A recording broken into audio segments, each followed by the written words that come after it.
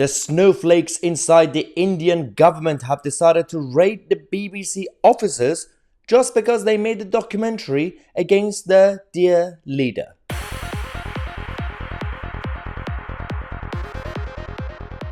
Okay, as you guys know, I'm not the biggest fan of the BBC. The biased BBC. They have a lot of problems. But sometimes we have to be objective. So, what happened was, the BBC decided to make this documentary about Modi. And it said, India, the Modi question. And actually, I watched bits of it. It's quite interesting because the whole point of it was they tried their best to be factual. And I know it's difficult to tell when the BBC is either being going with propaganda or they're just being truthful.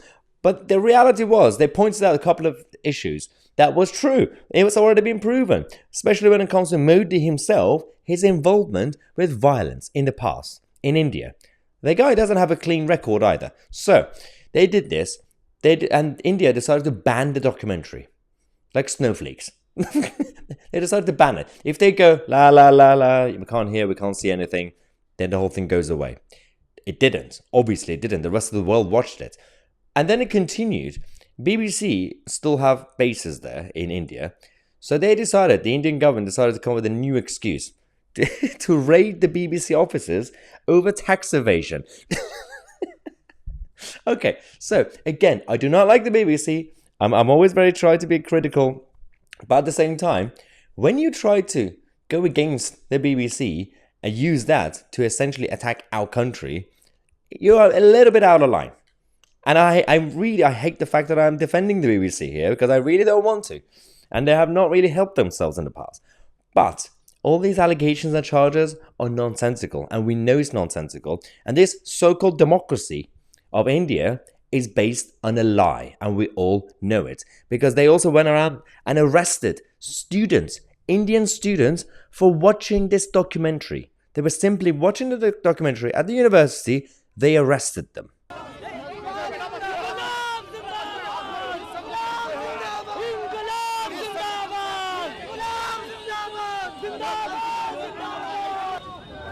So, yeah, you can say whatever you want. And we could say whatever we want about a BBC bias, the propaganda that we have, and our establishment when it comes to all their lies and hypocrisy. But let's not pretend or claim that a country like India and their government is about freedom or is about free speech or democracy. Because it's not. It is based on lies. And they are going out there, they're being invited to your G20s and all the UN meetings and all the other issues around NATO and the WF, pretending that they are basically, they're complete allies. Just because obviously we have to use them to go against China, but we're also friendly towards China. So what is the point? It is absolutely nonsensical. I'm not really saying to cut ties with India, by the way, because that's also a bit of an overreaction. It's simply about criticizing snowflakes in any establishment. Whether it's in the UK, US, Canada, or India. Doesn't really matter. We have to call out idiocy wherever we see it. Just to clarify, I am still against the BBC. Thank you so much for watching. Subscribe to the channel. I'm Mahyar Tousi and we are the media.